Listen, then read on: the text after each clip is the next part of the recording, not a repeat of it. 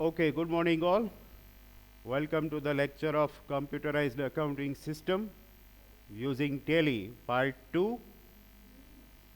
As all of you know, we are in the first point, multiple currency, and we have so far finished two examples. Now on your screen you can see the third example. You must write down this example because it is in homework. You have to record this transaction on your own during Tally lab. So for that you need to write down the third question. That is similar to question 2 and 1. Right? Now, from here, we are moving further to the second point.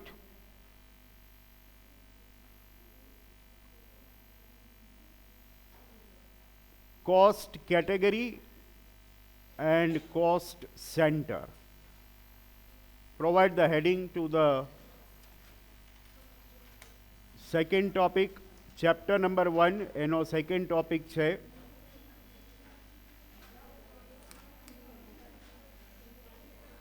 cost category and cost center.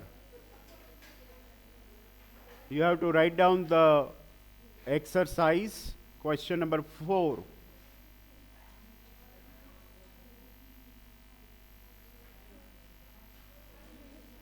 Write down the question.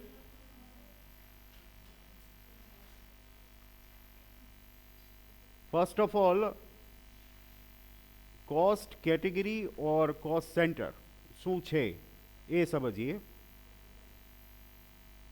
Somewhere in your cost accounting, you studied cost accounting in SEM 3 and 4. એમાં તમારે એક chapter આવતું, apportionment of overhead. Overhead expense હોય ને જુદા જુદા department વચ્ચે distribute તમે કરતા according to predefined ratio. You were allocating the amounts. For example, lighting છે તો according to light point તમે bifurcation કરતા. ટેલીમાં એ bifurcation માટેનો ઓપ્શન એટલે કોસ્ટ કેટેગરી અને કોસ્ટ સેન્ટર. કોસ્ટ કેટેગરી એટલે મેઇન એક્સપેન્સ કે જેનું તમારે ડિસ્ટ્રીબ્યુશન કરવાનું છે, અને કોસ્ટ સેન્ટર એટલે એ બધા ડિપાર્ટમેન્ટ્સ જેની વચ્ચે એ ડિસ્ટ્રીબ્યુશન કરવાનું છે. Right? So cost category is the name of main expense and cost centre refers to all the departments or all the persons to whom the expenses are to be allocated. For example, you can see the salary register.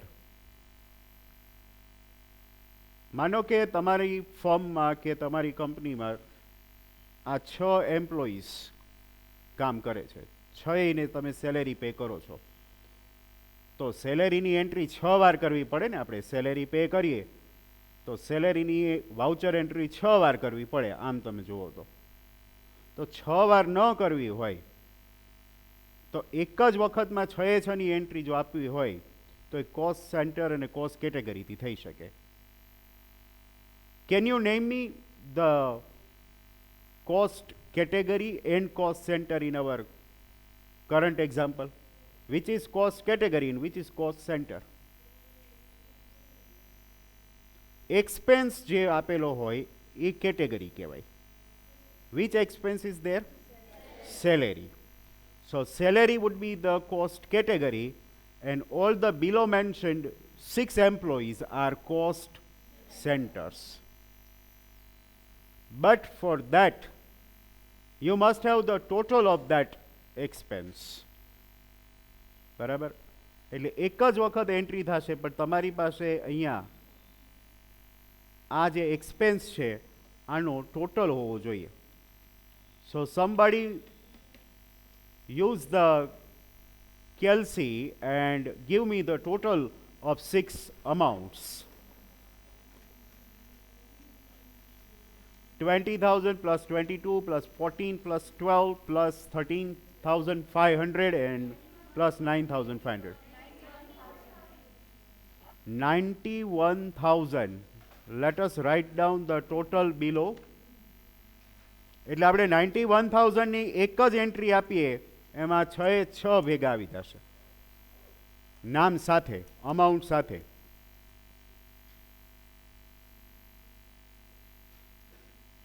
For that અહીંયા કંપનીનું name આપેલું છે A4. We need to create a new company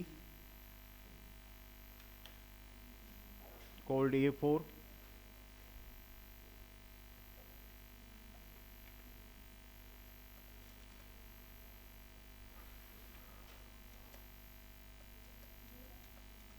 હાલે ને ગમે આપણે state જોઈએ, state જ છે. અહીંયા આગળ બીજી કોઈ ડિટેલ્સ અત્યારે આપણે ફિલઅપ કરતા નથી. That is not our concern. તમારી સ્ક્રીન ગેટવે ઉપર અહીંયા A4 ઓપન જ છે. દર વખતે કંપની ક્રિએટ કર્યા પછી F11 જે ફીચર્સ આપેલા છે એમાં જઈ યસ નો જ કરવાનું થશે. એટલે F11 એ જનરલ સેટિંગ્સનું ફંક્શન છે. એમાં અકાઉન્ટિંગ ફીચર્સમાં આપણે જઈએ. A4 માટેના સેટિંગ્સ આપણે કરવાના છે, એટલે આપણે કંપની સિલેક્ટ કરી લઈએ A4. હવે જુઓ,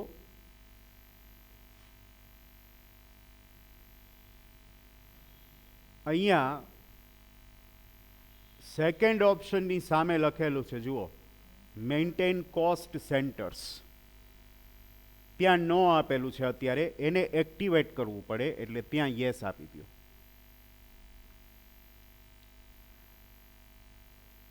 અને ત્યાર પછી એક ઓપ્શન મૂકીને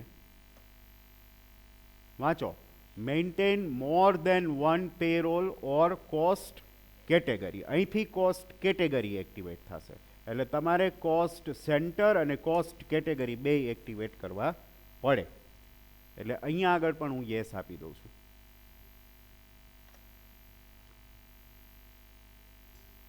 આ બે જગ્યાએ યસ આપી અને આ જે કંઈ સેટિંગ્સ આપણે કર્યા એને સેવ કરી લઈએ. Press Ctrl A and it is saved. યાદ રહી ગયું બધાને બરાબર કઈ રીતે કોસ્ટ સેન્ટર અને કોસ્ટ કેટેગરી એક્ટિવેટ કરવા? સપોઝ હું આમાં ફરીથી જાઉં છું, અહીંયા તમે નો આપેલું હશે ને તો તમને ગેટવેમાં ક્યાંય કોઈ જગ્યાએ કોસ્ટ કેટેગરી કે કોસ્ટ સેન્ટરનો ઓપ્શન મળશે જ નહીં. બરાબર છે? બની શકે કે તમે જ્યારે લેબમાં આ પ્રેક્ટિસ કરતા હો ત્યારે ઓલરેડી એમાં એક્ટિવેટેડ જ હોય, યસ જ હોય, એવું બની શકે. પણ જો યસ નો હોય તો તમારે કરી દેવાના. Now I am back to gateway. First option on gateway is accounting info. એમાં જ જવાનું છે. એટલે અહીંયા આગળ તમને બે ઓપ્શન દેખાશે, કોસ્ટ કેટેગરી એ દેખાય છે અને કોસ્ટ સેન્ટર એ દેખાય. આ બે ઓપ્શન નહોતા આપણે જ્યારે ઓલું મલ્ટિપલ કરન્સીનું કરતા હતા આગલા સેશનમાં, ત્યારે અહીંયા આ બે ઓપ્શન નહોતા દેખાતા. આજે આપણે એક્ટિવેટ કર્યું એટલે આ બે ઓપ્શન પણ આવી ગયા. પહેલા આપણે કેટેગરી ક્રિએટ કરવાની, કારણ કે પહેલા કેટેગરી, આપણી કેટેગરી એટલે સેલેરી છે. Salary is our cost category, એટલે પહેલા મેઇન કેટેગરી હોય એ ક્રિએટ કરવાની. અહીંથી કોસ્ટ કેટેગરીમાં આપણે જઈએ છીએ, એન્ટર. એક જ કેટેગરી ક્રિએટ કરવાની છે અને અહીંયા આગળ આપણે એનું નામ આપી દઈએ સેલેરી. સમજાય છે? આ યસ અને નો એમને જ રાખવાનું છે અને અહીંયા આગળ આ સેલેરી નામની કેટેગરી ક્રિએટ થઈ ગઈ. there is only one expense, that is why.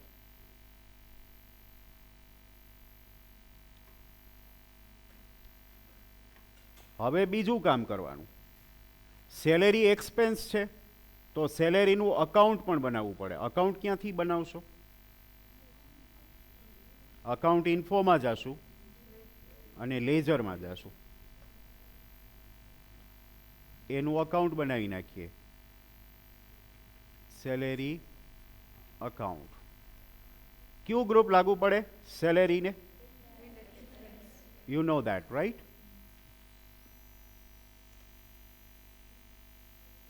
હવે જો અહીંયા આગળ એક જગ્યાએ તમને પૂછશે કોસ્ટ સેન્ટર્સ આર એપ્લિકેબલ, આ યસ રાખવાનું જ છે.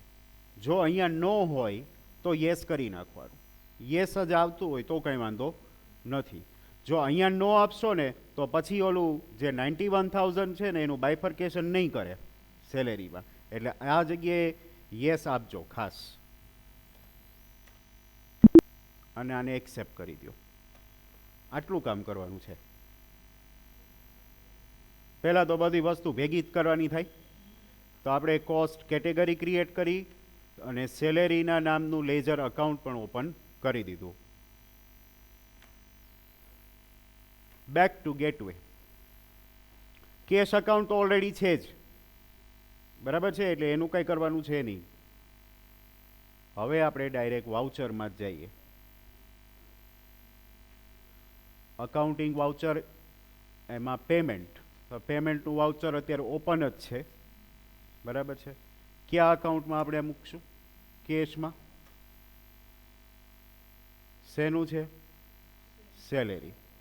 અહીંયા તમારે ટોટલ મૂકવાનો થાય ને એક જ એન્ટ્રીમાં, એટલે 91,000.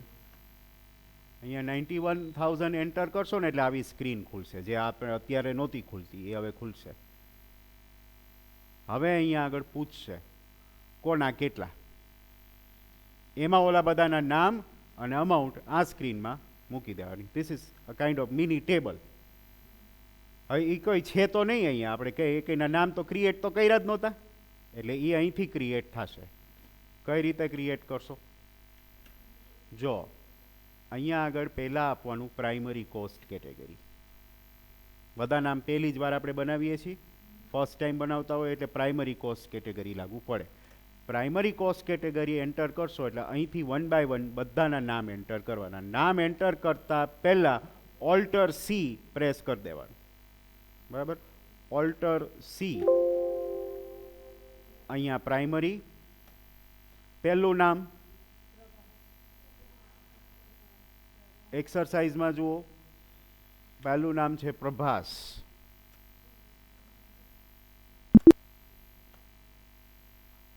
હવે અહીંયા આગળ એ ડાયરેક્ટ 91,000 જ લેશે. આપણે અહીંયા અમાઉન્ટ જે આપેલી હોય એ ચેન્જ કરીને મૂકવાની છે. પ્રભાસની સેલેરી કેટલી છે? 20,000. તો અહીંયા આગળ 20,000 મૂકવાના. જ્યાં સુધી 91,000 નો ટોટલ નહીં આવે ને ત્યાં સુધી નીચે ટોટલ કરતું જશે. હવે પાછું alter C, second name Arjun. Arjun. અર્જુનના કેટલા? 22,000. Alter C.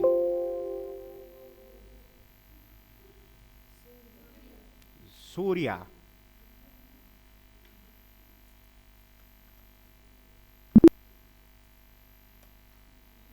સૂર્યાના કેટલા?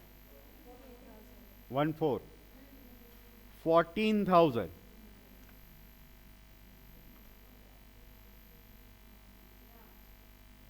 Alter C.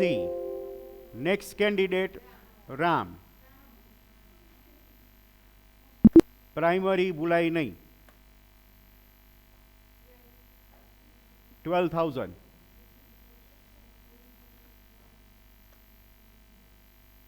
Alter C. Dharma.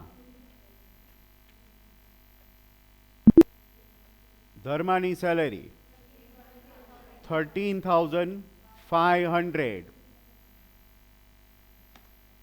And the last candidate Again, alter C. Naresh. હવે આટલા જ ઘટે છે. આ આવી ગયું અને એ જ રેકોર્ડ અહીંયા આવી જશે આ રીતે. આ રીતની સ્ક્રીન આવવી જોઈએ. અહીંયા નેરેશન લખવું હોય તો લખવાનું, નહીં તો કાંઈ નહીં. અને હવે આને એક્સેપ્ટ કરી લ્યો એટલે આ આખી એન્ટ્રી થઈ ગઈ. આ થઈ exercise. The use of cost category and cost center. We are referring the day book once again. Day બુકમાં જવા માટે ડિસ્પ્લેમાં જવું પડે. એમાં સેકન્ડ ઓપ્શન ડે બુક. અહીંયા આગળ તમને સેલેરી અને એનું બાયફર્કેશન ફરીથી દેખાશે. માની લો કે સેલેરી અકાઉન્ટ જોવું હોય તો આ ડિસ્પ્લેમાં જ છીએ આપણે. મારે સેલેરી અકાઉન્ટ જોવું છે તો અકાઉન્ટ બુકમાં જાઉં અને એમાં હું લેજરમાં જાઉં એટલે મને એમાં સેલેરી અકાઉન્ટ બતાવશે. ફરીથી એ જ એન્ટ્રી દેખાશે. એટલે અલગ અલગ રીતે બધી જગ્યાએ ઘૂમી ફરીને આનું આ જ આવશે. બરાબર. ડે બુકમાંથી જાવ તો છેલ્લે આ જ આવે. અકાઉન્ટ બુકમાં થઈ, લેજરમાં થઈ, અહીંયા સુધી પાછું આવી શકાય. આને કહેવાય કોસ્ટ સેન્ટર, કોસ્ટ કેટેગરી. સમજાય છે?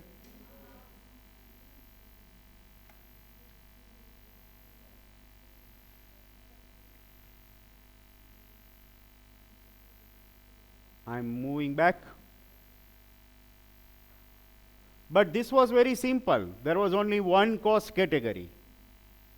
અને 6 એમ્પ્લોયી હતા. પણ માની લો કે એક્સપેન્સ એ ઝાઝા હોય ને ડિપાર્ટમેન્ટ એ ઝાઝા હોય. તમારો કોસ્ટ અકાઉન્ટિંગનો સમજ કરવો છે. આપણે કોસ્ટ અકાઉન્ટનો સમજ ટેલીમાં કરવો છે તો એ કઈ રીતે થાય? Let us see it. See on your screen.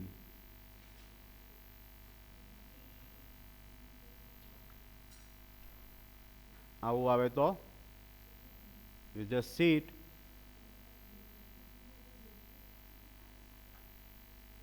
આ નીચેની તો તમે જોતા જ નહીં એક્સરસાઇઝ અત્યારે. એ નથી દેખાડવી.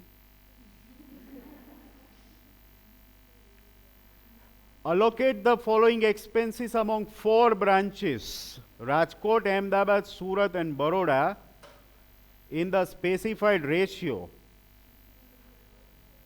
And for that, you will first write down the whole question.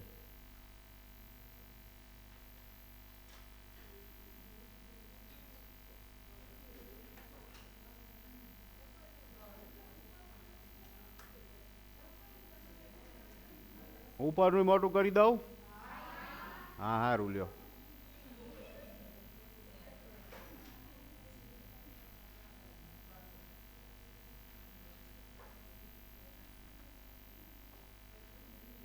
This is your 5th question.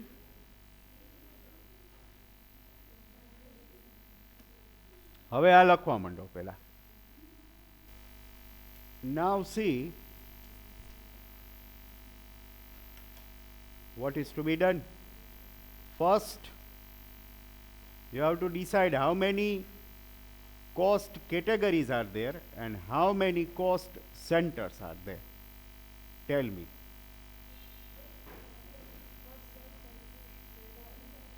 Number of cost categories.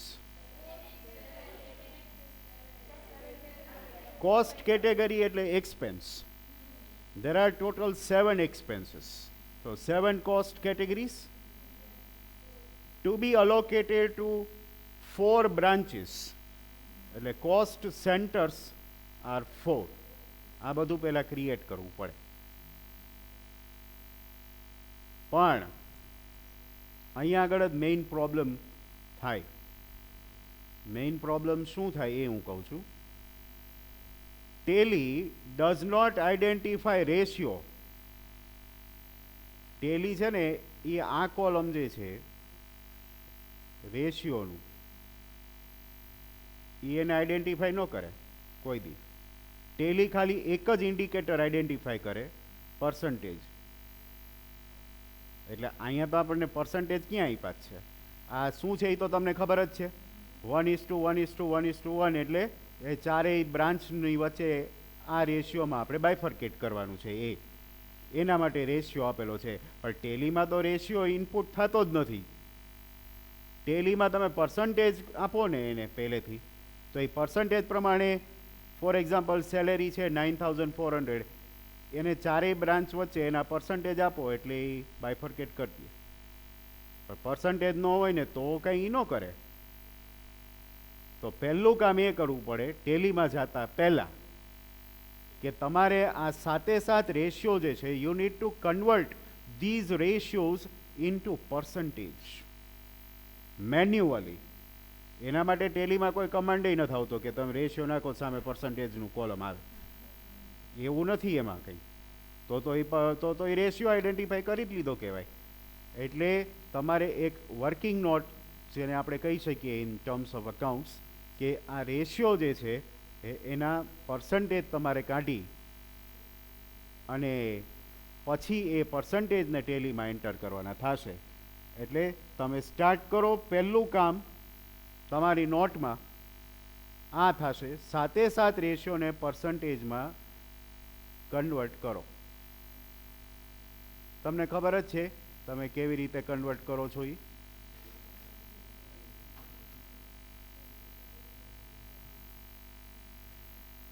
આ સાઈડ આપણે રાખીએ રેશિયો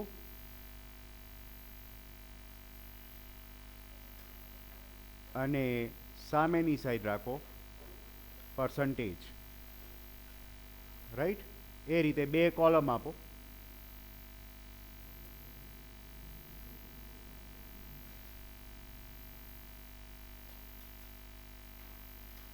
તમને પર્સન્ટેજમાં કન્વર્ટ કરતા આવડતું જ હશે. પહેલા તો આ 7 રેશિયો છે એ સાથે 7 રેશિયોને અહીંયા લઈ લો.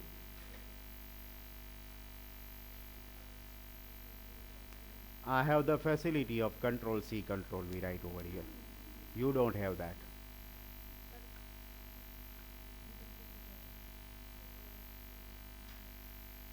આ છે રેશિયો જે આપણને ક્વેશ્ચનમાં આપેલા છે. હવે અહીંયા આગળ તમારે એને કન્વર્ટ કરવાના છે.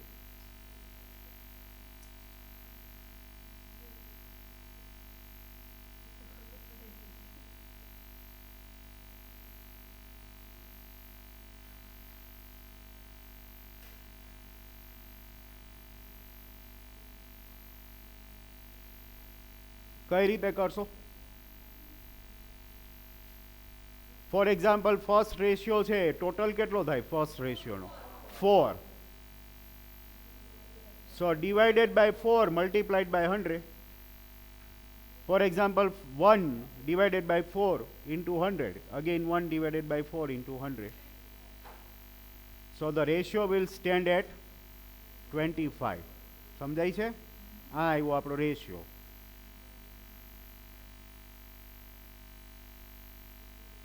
કારણ કે ટેલી આને સમજશે. 25% કરશો ને તો એ સમજી જશે. 1 આપશો ને તો નહીં સમજે. સિમિલરલી સપોઝ સેકન્ડ રેશિયો છે. Look at the second ratio, that is 4, 3 to 1. So total is 10. એટલે હવે શું કરવાનું? 4 divided by 10 into 100, 3 divided by 10 into 100, and so on. So that will run like this: 40, 30, 20 and 10.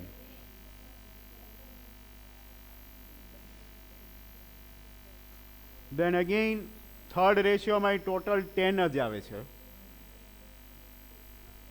50, 30, 10 and 10. પછી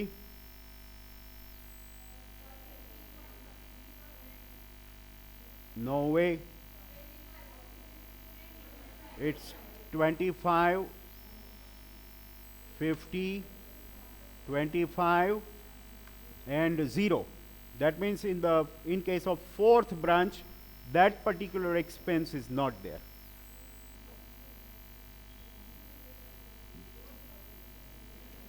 પછીનામાં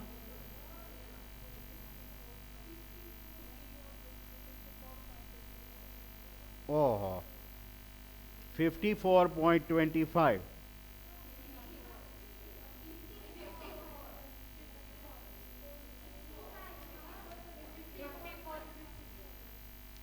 $54.55. Okay, આ ratio odd આવશે તો પછી second એમાં ને એમાં 18.18 એ બે વાર આવશે. અગેન 18.18 અને 9.09.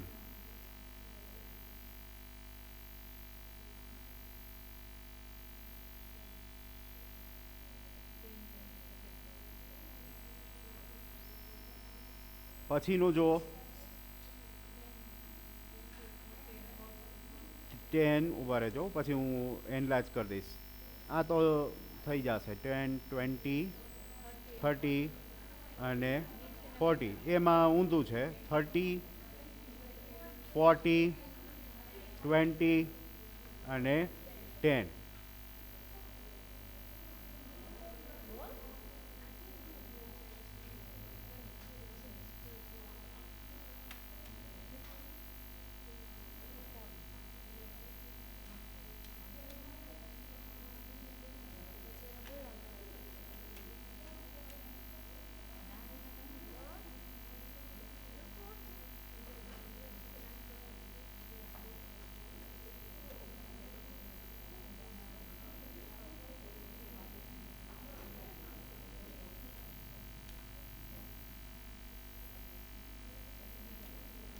થઈ ગયું. આ રીતે આપણે બધાને પર્સન્ટેજમાં કન્વર્ટ કરી દીધા છે. યસ, હવે આ પર્સન્ટેજ બધાના 1 by 1 એન્ટર કરતા જવાનું છે.